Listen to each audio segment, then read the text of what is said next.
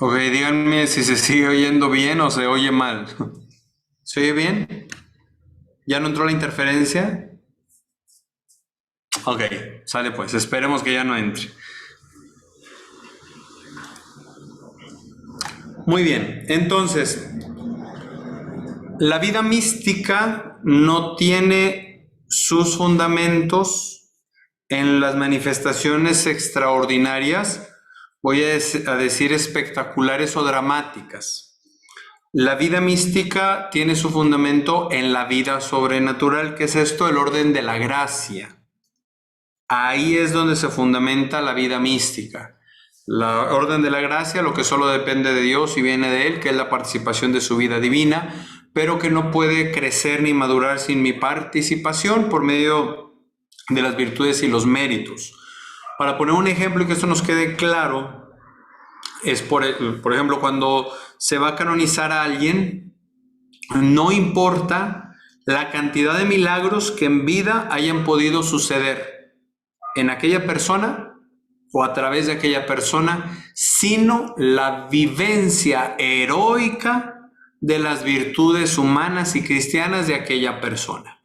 Luego también la confirmación con un milagro, pero ese milagro es posterior a la muerte de la persona, a menos que sea una beatificación de alguien que murió mártir de la fe. Al momento en el que se comprueba que murió mártir, ahí no se requiere milagro para la beatificación. Para la canonización sí. Y en el caso del que no murió mártir, se requiere un milagro para la beatificación y otro milagro para la canonización. Pero el punto de partida no es el milagro, insisto, sino la vivencia heroica de las virtudes humanas y cristianas. ¿Queda claro esto? Entonces vamos a pensar en un caso. Emiliano Tardif, siervo de Dios. Bueno, ahí sí se oye feo, es un carro de un vecino que prendió ahorita. Emiliano Tardif, siervo de Dios. Es un caso más o menos extraordinario porque él empezó a ser siervo de Dios en 2007, apenas 8 años después de la muerte. Entonces, eso es un muy buen signo, ¿no? Pero con todos los milagros que Dios obró a través de él, de su vida y ministerio, esos milagros en vida no valen por sí mismos para la canonización, para la beatificación primero, sino, insisto, la vivencia de las virtudes humanas y cristianas en un grado heroico. Bueno, entonces, la vida mística, ¿qué es? Permanecer en la comunión con Dios, crecer y madurar en la vida de santidad. Eso es lo propio de los místicos. Vamos a pensar en una mística casi contemporánea. Madre Teresa de Calcuta, contemporánea a muchos de nosotros, ¿no? Madre Teresa de Calcuta. Una mística verdadera de nuestros tiempos. ¿Qué cosas milagrosas pasaron en su vida? Ninguna. Así de estas que acabamos de mencionar, ninguna. ¿Dónde está lo místico? En querer buscar, encontrar y realizar la voluntad de Dios en su vida, dando el todo por el todo. Circula ahí que tuvo una conversación con Angelo Comastri, no sé si cuando era seminarista, ahora es cardenal, y se acercó a Madre Teresa: deme un consejo para amar al prójimo, para servir al prójimo. Y le contesta Madre Teresa de Calcuta: ¿cuánto tiempo rezas? No, yo quiero de ayuda al prójimo, no me estoy metiendo en la cuestión de la oración. ¿Cuánto tiempo rezas? Madre, pero si yo le estoy hablando del servicio, porque usted me habla de la oración. Porque nosotros somos tan pobres que somos incapaces de ayudar a los pobres. Necesitamos a Dios y a Dios solo lo tenemos en la oración para tener alguna riqueza que compartir. Cuando las hermanas de la caridad se están dando cuenta que hay mucho trabajo y tenían 1 hora de adoración diaria, le dicen: Madre Teresa, es que es mucho tiempo el de adoración y necesitamos más tiempo para servir a los pobres. ¿Qué hacemos? Bueno, ahora vamos a orar 2 horas. ¿Por qué? Porque si lo estamos haciendo por Él, solamente de Él vamos a obtener lo que necesitamos. ¿Me entiende? Pues qué importante la vida mística, insisto, no es lo extravagante. De hecho, decía creo que San Juan de la Cruz, que una experiencia espiritual, cuanto más sensible, más digna de duda. No que no suceda, no que sea imposible, sino más digna de duda. ¿Por qué? Porque los sentimientos o los sentidos se nos pueden estimular por alguna cuestión psicológica o el chamuco mismo. De hecho, cuando hablé de las cuestiones demoníacas, yo explicaba cómo el demonio siempre actúa en la dimensión sensible del alma. Por eso, quienes sufren posesión lo experimentan tan cercano, porque se siente mucho. Y aquí les quiero hablar de un caso que acabo de conocer. Ese es un caso nuevecito para mí. Lo conocí la semana pasada. Lo pueden buscar en internet. No es muy edificante, pero está bien interesante. Sor Magdalena de la Cruz. Lo pueden buscar. Una monja española del siglo XVI. El mismo siglo de Santa Teresa de Jesús, San Juan de la Cruz, San Ignacio de Loyola, San Francisco de Borja, todos ellos, el mismo siglo. De hecho, coincidieron en el tiempo. Pero, a diferencia de Teresa de Jesús o Juan de la Cruz o Ignacio de Loyola, que todos ellos fueron muy perseguidos, Sor Magdalena de la Cruz tenía una gran fama de santidad y todo mundo hablaba bien de ella, incluyendo las autoridades eclesiásticas. Había muchas manifestaciones extraordinarias en la vida de ella, de Sor Magdalena, exageradas. Gozaba de tal fama de santidad que gente de la realeza y hasta obispos y cardenales pedían la bendición de Sor Magdalena, porque querían la bendición de una santa. Había visiones, había revelaciones, había estos fenómenos místicos que acabamos de mencionar, muchos de ellos, no todos. Ella, siendo muy niña, se le aparece un joven de tez blanca, cabello oscuro, muy bello, mencionaba ella, que le pidió que le rindiera su vida. Bueno, las cosas extraordinarias que ella vivía poco a poco se fueron poniendo turbias. Como nos comimos mucho tiempo, voy a puntualizar, ¿verdad? ¿Cuáles fueron las más turbias? Que quedó embarazada, decía ella, por obra del Espíritu Santo, en una nueva encarnación del Hijo de Dios. Como era algo muy escandaloso, porque no viene en la Biblia una segunda encarnación, las hermanas comienzan a dudar de ella, las otras monjas, y el obispo manda una investigación, el obispo que confiaba mucho en ella. Sor Magdalena recibía tantas donaciones que con esas donaciones que recibió Sor Magdalena se llegó hasta edificar una catedral. Bueno, el obispo manda a estudiar a Sor Magdalena por el embarazo y resulta que unas monjas matronas que atendían partos, parteras, revisan a Sor Magdalena y efectivamente estaba embarazada y efectivamente estaba virgen, era virgen.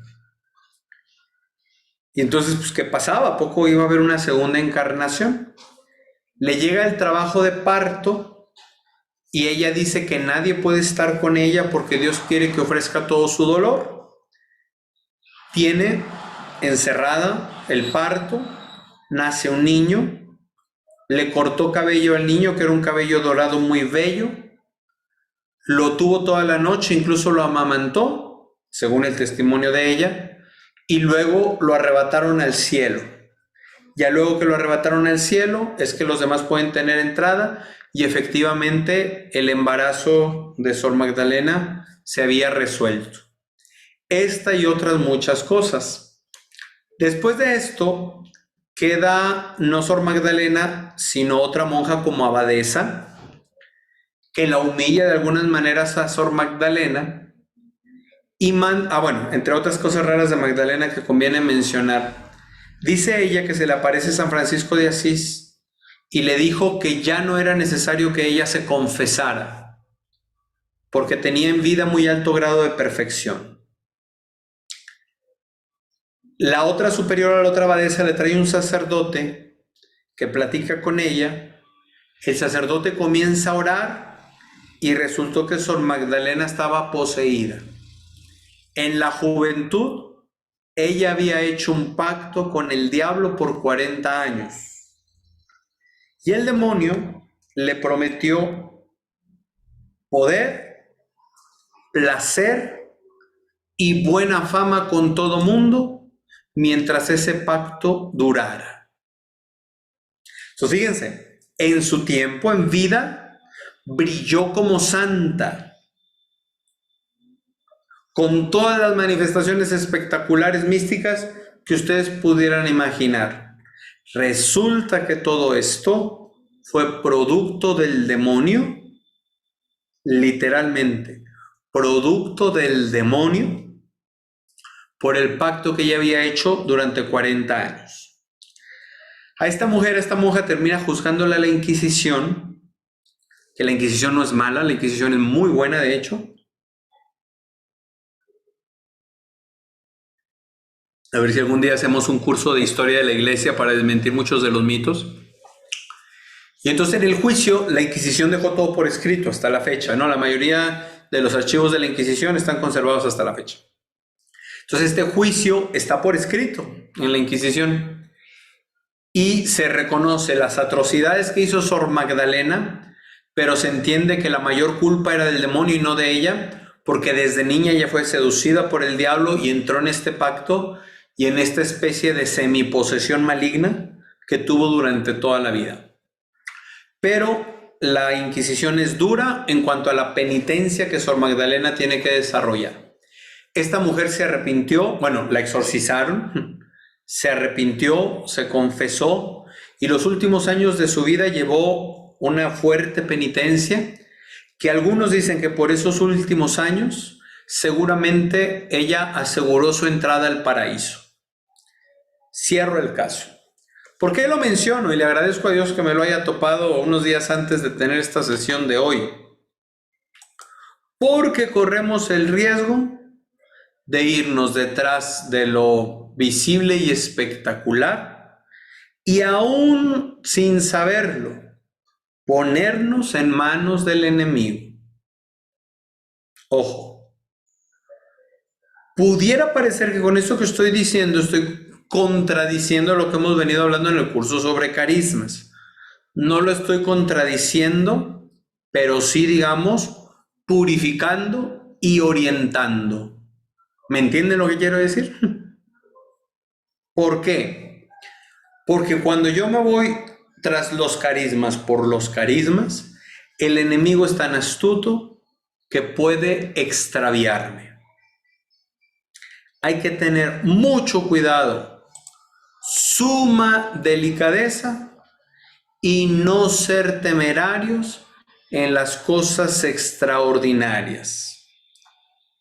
Quien está muy ávido, eso es desesperado, porque en su propia vida sucedan cosas extraordinarias, está en un grave riesgo. ¿Qué es lo verdaderamente extraordinario o sobrenatural que todos podemos tener y a lo cual sí debemos aspirar? La gracia. La gracia es lo único verdaderamente sobrenatural. ¿Por qué? Porque nos lleva a introducirnos en la Trinidad y no hay nada más sobrenatural que Dios mismo, porque sobrenatural solo Dios. Eso sí lo debemos de buscar día tras día, tras día, tras día. ¿Qué hacer cuando este tipo de manifestaciones se presentan? ¿Qué hacer?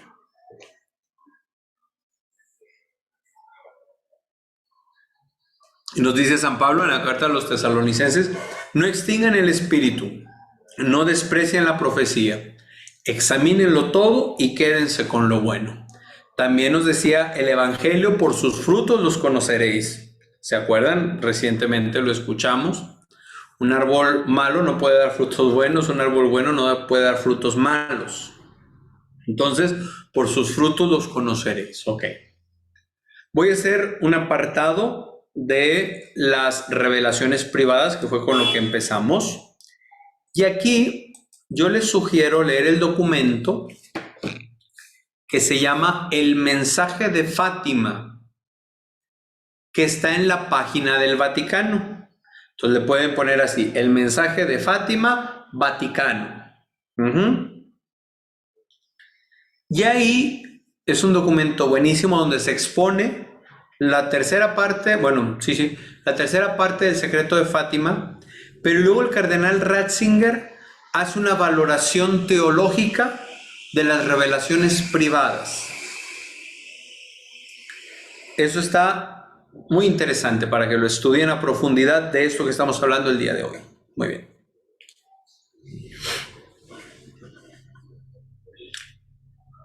¿Qué decir de manera muy puntual?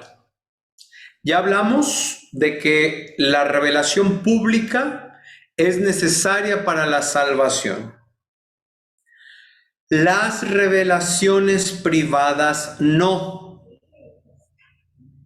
Por lo tanto, no hay obligación de asumir como verdaderas las revelaciones privadas para seguir siendo católico. Dicho de otra manera, vamos a suponer un mexicano que dice, yo no creo que la Virgen de Guadalupe se apareció como lo platica Juan Diego. Este mexicano, ¿puede seguir siendo católico? Sí. Claro que en un ambiente común aquí de iglesia, si alguien dijera, yo no creo en las apariciones de la Virgen de Guadalupe, pero ¿cómo usted no tiene fe y que no sé qué tanto? Otra cosa que dijera, yo no creo en la Virgen María, yo no creo en la virginidad perpetua de la Virgen, yo no creo que fue asunta al cielo en cuerpo y alma. Ah, bueno, eso es herejía y es incompatible con la fe católica. ¿Me entienden la diferencia? Entonces, ojo, porque como no obligan para la salvación, ni obliga a ser creídas con fe divina y católica, tampoco son obligatorias, o más bien en consecuencia, no son obligatorias para el total de los creyentes. Podemos ser muy devotos de alguna revelación aprobada, incluso, ahorita voy a hablar de esto de la aprobación. Vamos a suponer, es que los 9 primeros viernes del Sagrado Corazón que le dijo a Santa María Margarita Alacoque, creer en el corazón misericordioso de Dios es dogma de fe, pero creer que Jesús se le apareció a Santa Margarita María no es dogma de fe. Y esta particularidad de la comunión de los 9 primeros viernes no es dogma de fe. Pero puede haber alguien que diga, no, es que si no comulga los 9 primeros viernes, usted no se va a salvar. O usted es que tiene que hacerse devoto del Sagrado Corazón de los 9 primeros viernes. Pues luego está la comunión reparadora de los sábados, y luego está la coronilla de la misericordia. Y pudiéramos sacar toda una lista de devociones que vienen de revelaciones privadas. No estoy diciendo que sean malas, quiero que me atiendan bien a lo que estoy diciendo. Y luego puede haber quien quiera imponer todas las devociones a todos los creyentes. Y es ahí donde hay que tener cuidado. Por ejemplo, San Felipe Neri decía, de todas las devociones, busca una, pero llévala con fidelidad.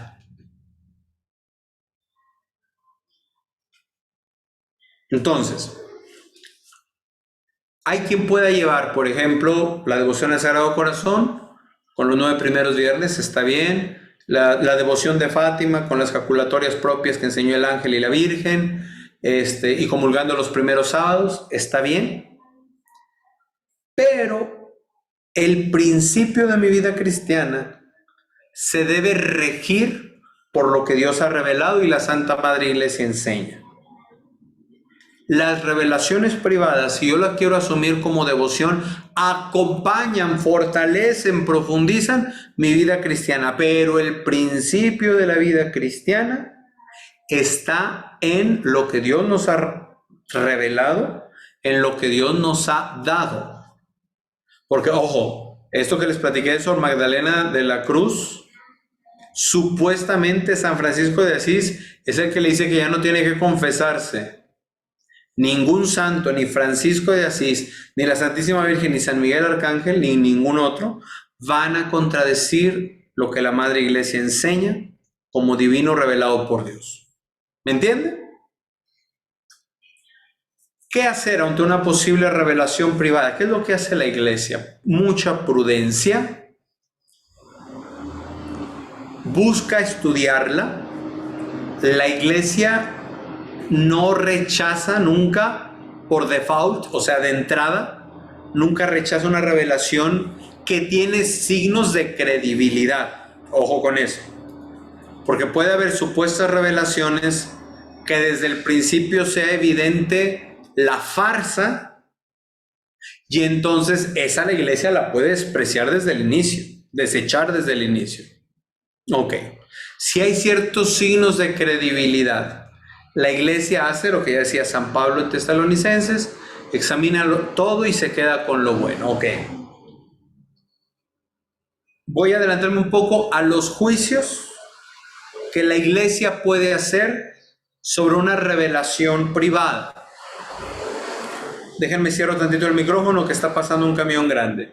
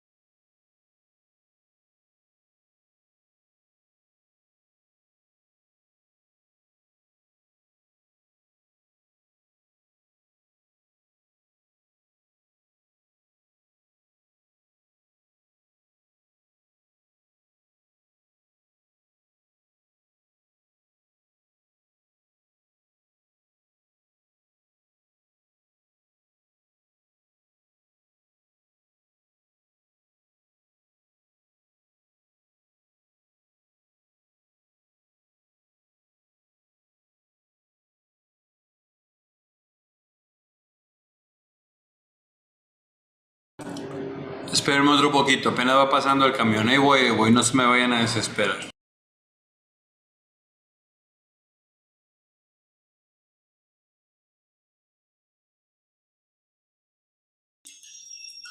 Les voy a pedir de mientras que todos apaguen la cámara y luego la prendan, lo que las tienen prendida y lo quieren prender, porque traigo aquí un desorden curioso. Todos porfa apaguen y luego vuelvan a encender su cámara.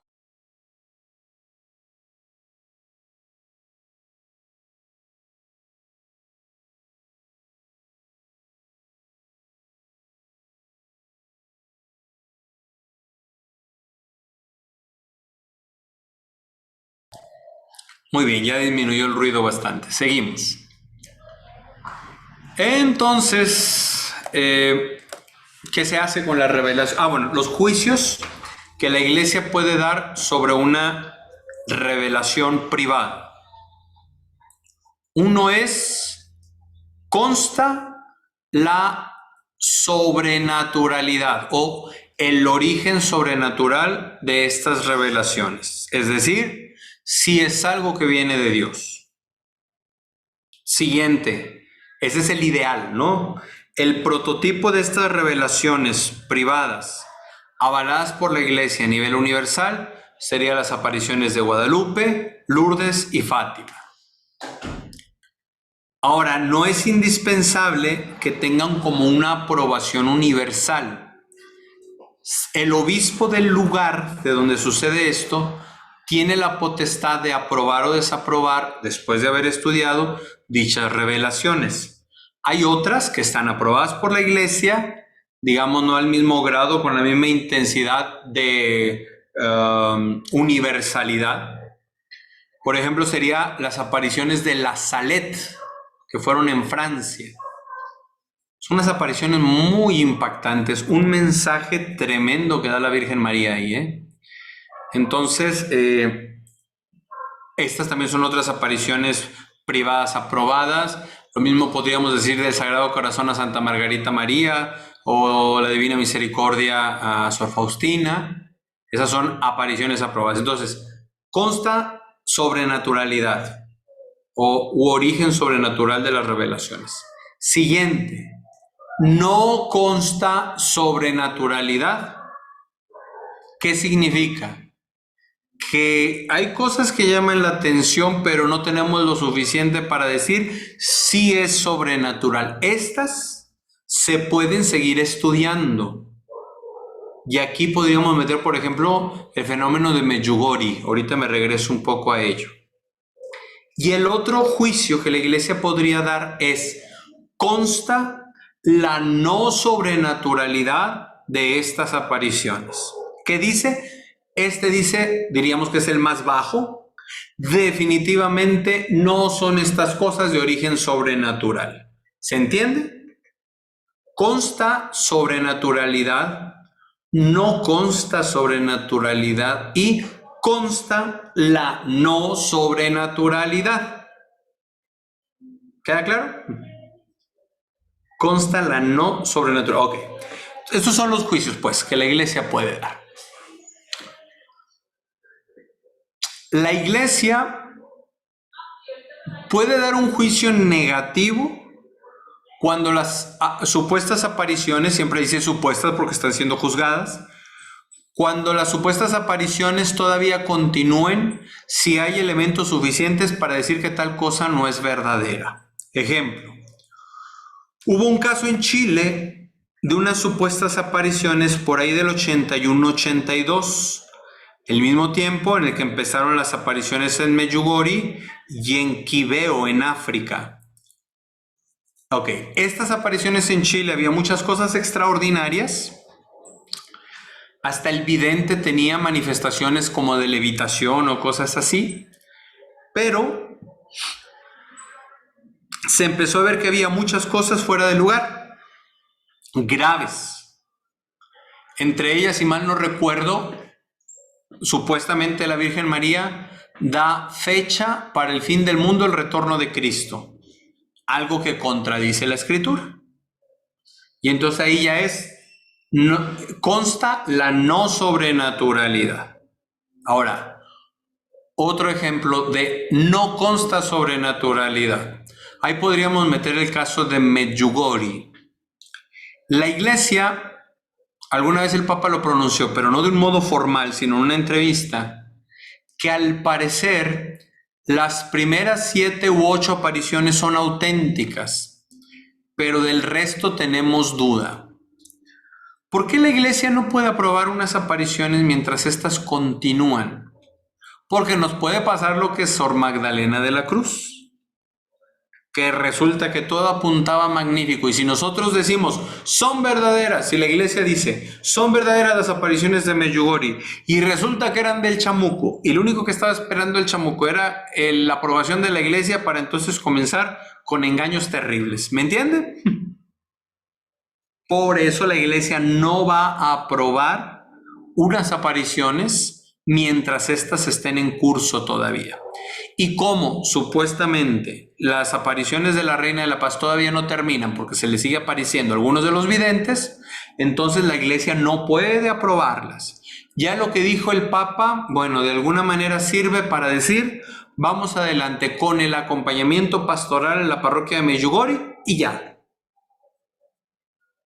Ahora, si yo creo o no creo que la Virgen se haya aparecido o se esté apareciendo en Medjugorje, no es verdad de fe, no es dogma de fe, no me obliga a asumirlo. Que pasan muchas cosas, muchas conversiones, y eso no se pone en duda. Ojo, para que quede claro de qué es de lo que estoy hablando, ¿no? Estas apariciones de Quibeo en África, espero estarlo pronunciando bien, todavía viven los videntes y ya están aprobadas por la Iglesia. ¿Por qué? Porque cesaron y se pudieron estudiar. ¿Qué es lo que se les estudia? Lo primero, que estén en consonancia con la palabra de Dios, no pretendan completar la palabra de Dios y menos contradecirla. Eso es de entrada. Entonces, en una revelación auténtica, fíjese lo que voy a decir, una revelación privada auténtica, Nunca habrá una novedad respecto a la Escritura. Nunca. Nunca. Ay, es que esto que dijo la Virgen en tal lugar o el Señor Jesús que se apareció. Si le buscamos, por ejemplo, el mensaje de Fátima, yo creo que la Virgen se apareció en Fátima, acabo de estar por allá, por gracia de Dios, creo en los mensajes de Fátima, pero todo lo que está en los mensajes de Fátima ya está en el Evangelio. ¿Qué viene a hacer la Virgen María? A recordarnos de una manera bien ferviente a través de estos 3 pastorcitos, pues que el Evangelio es verdad y que atentos todos porque hay que convertirnos, urge la conversión y la penitencia. Eso es. Entonces, en las revelaciones auténticas nunca habrá algo ajeno, complementario o contrario a la palabra de Dios. ¿Queda claro? Y también tiene algo que ver la vida de los creyentes, de los videntes, perdón. Tiene algo que ver la vida de los videntes. No de manera absoluta, es decir, no se exige que el vidente sea santo, pero por lo menos que sea coherente y digno de confianza. Vuelvo al caso de las apariciones de la Salet. Son 2 pastores adolescentes a los que se les aparece la Virgen, un hombre y una mujer. El hombre, después de las apariciones, siguió en una vida de santidad. La mujer, en cambio, quiso lucrar, aprovecharse de las apariciones y empezó a hacer negocio con ello. La misma aparición de la Virgen María en la Salet. Uno de los videntes continuó una vida de santidad y la otra de los videntes se aprovechó y abusó de aquellas apariciones. Bueno, entonces no se exige totalmente la santidad del vidente, pero por lo menos sí la coherencia de vida. Hace unas semanas que estuve en Roma, fui a un lugar que tenía ganas de conocer, el de las 3 fuentes, donde fue decapitado San Pablo.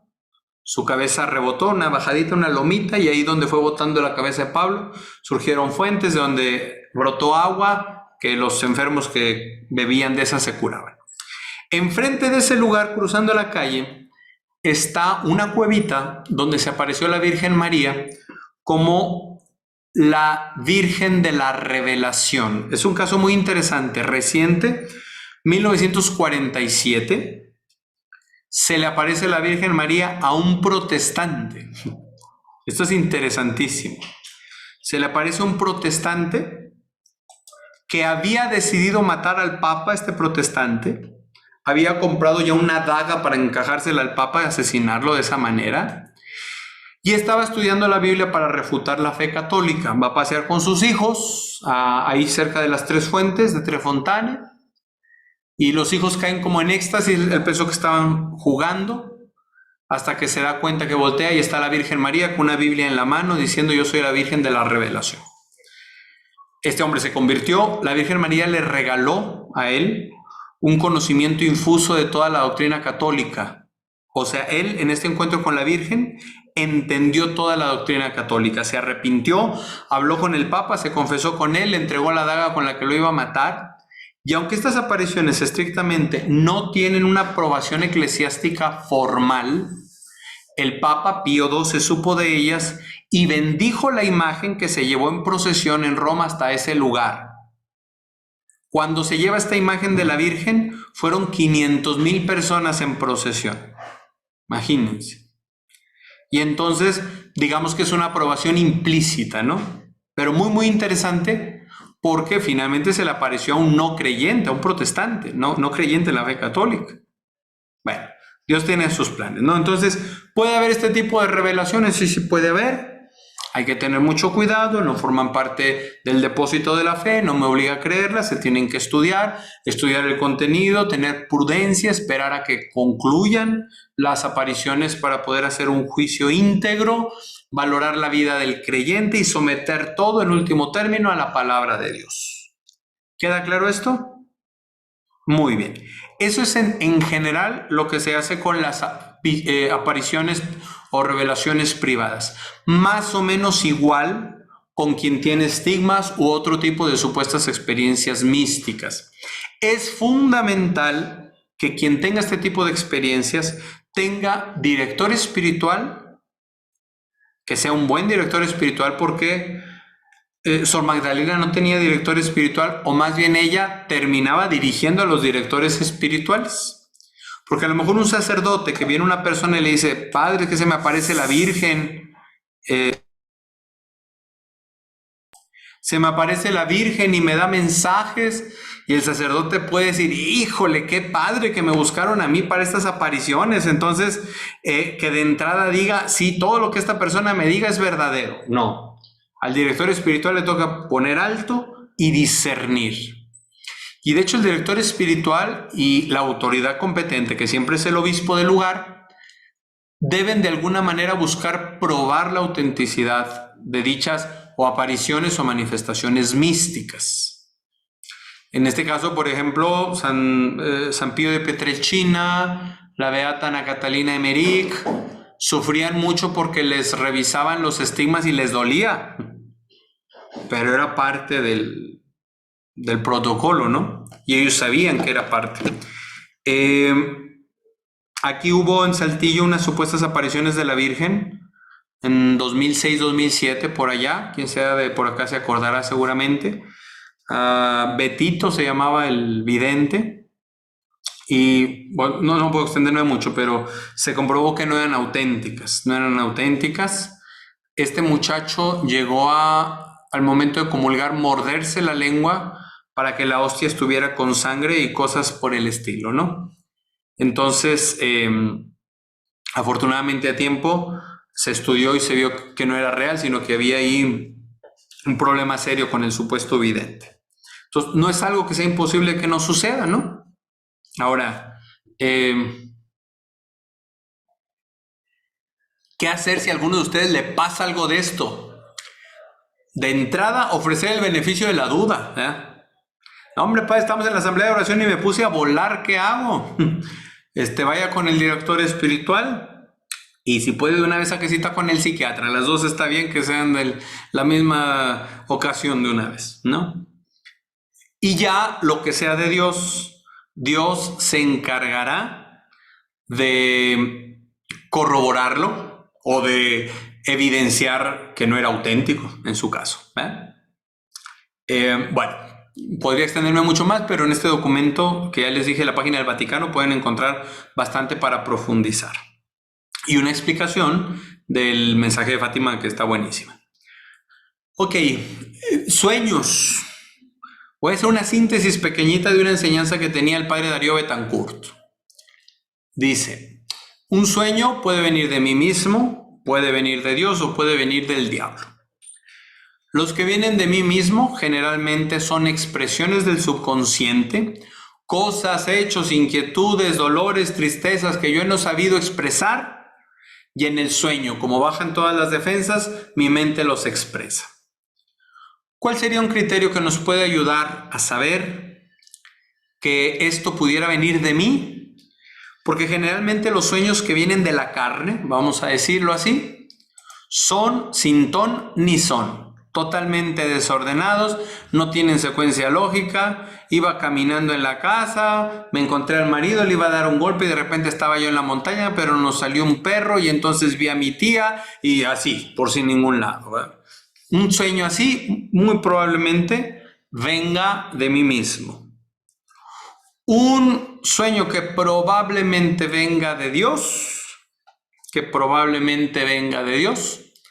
es un sueño con orden, claro, concreto, específico y un mensaje que me lleva. Bueno, primero me llena de paz, pero hay que estar atentos porque el demonio también puede dar falsa paz.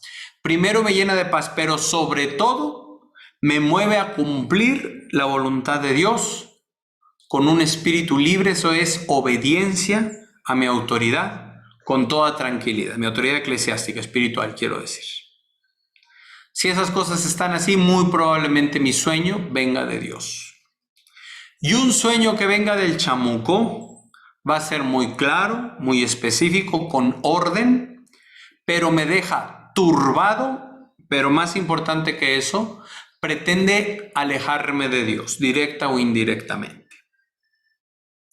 Estos criterios siempre nos pueden dar una idea si tal sueño puede venir de tal lugar. Aún así, si yo tuviera un sueño que tiene las características que viene de Dios, que pudiera venir de Dios, lo someto a la palabra de Dios, que es el criterio último, y a la autoridad de la iglesia. ¿Queda claro? Muy bien. De los otros temas no podré hablar ya demasiado porque ya no tenemos tiempo. Signos de los tiempos. Signos de los tiempos. ¿A qué se refiere? Aquellas señales de las cuales el Señor Jesús nos advirtió que estuviésemos atentos porque nos hablarían con claridad de su próxima venida, su próximo retorno. Esto es una cosa verdadera. Cristo va a venir lleno de poder y de gloria, de majestad. Antes de venir Jesús, esto viene en el Catecismo de la Iglesia, tendremos que vivir la gran apostasía, la gran tribulación y el reinado del anticristo. Estas serán las más grandes señales que precederán el retorno de Cristo. Luego todas las demás ahora oirán hablar de guerras, rumores de guerras, terremotos, inundaciones, etc. Bueno, todas estas señales el Señor nos las dejó para que estemos atentos, porque cada que suceden nos sacuden, y como nos sacuden nos recuerdan que Cristo un día va a volver. Decía Cardenal Newman que cuanto más nos acerquemos a la realización de las profecías, las señales serán más claras. Padres, que terremotos, inundaciones, guerras, siempre ha habido. Bueno, si nos llegara a nosotros estar en esta vida, cuando Cristo vaya a volver, estos signos van a ser tan claros que vamos a decir, no, sí se distinguen de los que pasaban antes.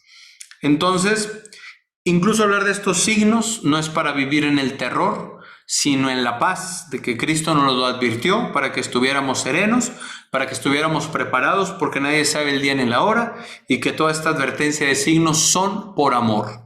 Lo más importante es que Él se ha ido a prepararnos un lugar, y cuando haya preparado el lugar volverá, nos tomará y nos llevará con Él para que donde Él esté nosotros estemos también. No puedo profundizar más por ahora, pero hay que discernir siempre los signos de los tiempos. Hay que tener mucho cuidado porque el enemigo hará tales señales y prodigios capaces incluso de confundir a los mismos elegidos. Tanto que el mismo Señor Jesús llegó a decir, cuando les digan el Cristo está aquí o está allá, no hagan caso. Cuando vuelva Jesús, todo ojo le verá. En un abrir y cerrar de ojos todo le vamos a ver sin lugar a dudas. Pero antes de que Él venga, los falsos cristos y particularmente el anticristo se presentarán como si fueran el mismo Jesús. Con la belleza, con los milagros, con la autoridad, pero en un lugar o en otro. Ojo, Jesús no. Jesús va a hacer las cosas de tal manera, viniendo en un instante de oriente a occidente, que todo ojo le vamos a ver al mismo tiempo y en el mismo lugar. Ahí ya sabremos que ya ha sido el retorno de Cristo. Fuera de eso, atentos porque habrá signos terribles. Otro libro que les recomiendo de este tema, 4 sermones sobre el anticristo, del cardenal Newman. Es santo, San John Henry Newman. Otro libro, el Apocalipsis, del padre, se me olvidó, un jesuita de Argentina, pero se me olvidó, déjenme les digo, qué pena.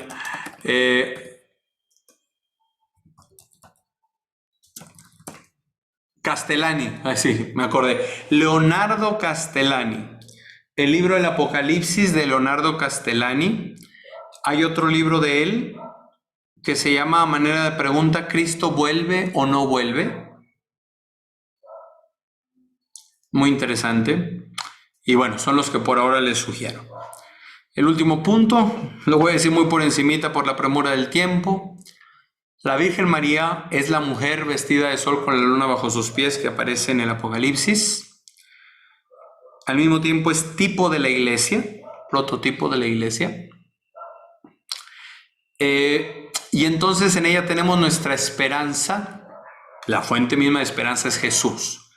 Pero cuando hablamos en María como esperanza nuestra, es porque en ella se ha realizado por adelantado y a perfección toda la obra de redención que nosotros hoy tenemos en promesa o en semilla, que vamos en camino. La Virgen María nos acompaña. Uno que ama la santidad es un fiel devoto de la Virgen María y no preciso indispensablemente de que se me aparezca una revelación privada, pero el rezo del rosario ayuda mucho, de preferencia diario. Quien puede, incluso hasta los 15 misterios diarios o 20 que son ya opcionales, los de la luz son opcionales, eso viene en la carta que hizo Juan Pablo II, pero bueno, 20 misterios en total. Quien puede ir meditando diariamente, el rosario te brinda un conocimiento de Jesús, más no un conocimiento intelectual, sino un conocimiento contemplativo que brota del amor. Digamos, de alguna manera, la Virgen María nos regala la mirada amorosa que ella tiene sobre su Hijo Jesús para comprenderlo desde una visión más profunda. Ella ha venido advirtiendo desde Guadalupe, Lourdes, Fátima, quienes creen en la veracidad de las apariciones de Medjugorje, el mensaje se repite: oración, penitencia, es lo fundamental. Otras cosas, ayuno, etc. Pero oración, penitencia. Orar en Dios, convertirnos y dolernos de nuestros pecados. Como buena madre nos recuerda dónde está nuestro mayor bien, que el mayor bien al que podamos aspirar es la salvación eterna, y hacia ello, con la gracia de Dios, nos debemos dirigir todos los días. Pues bueno, ya no va a haber chance de preguntas. Ojalá en otro momento. Yo sé que se quedaron con bastantes, pero espero haya sido suficientemente clara la exposición para que tengamos algo de riqueza con lo cual rumiar, y les deje estos libros para que ustedes mismos profundicen. Muy bien, hacemos una pequeña oración. Padre, me pongo en tus manos, haz de mí lo que quieras. Sea lo que sea, te doy gracias, estoy dispuesto a todo, lo acepto todo, con tal de que tu voluntad se cumpla en mí y en todas tus criaturas. No deseo más, Padre, te confío mi alma, te la doy con todo mi amor, porque te amo y necesito darme a ti, ponerme en tus manos sin limitación, sin medida, con una confianza infinita, porque tú eres mi Padre. Padre, me pongo en tus manos.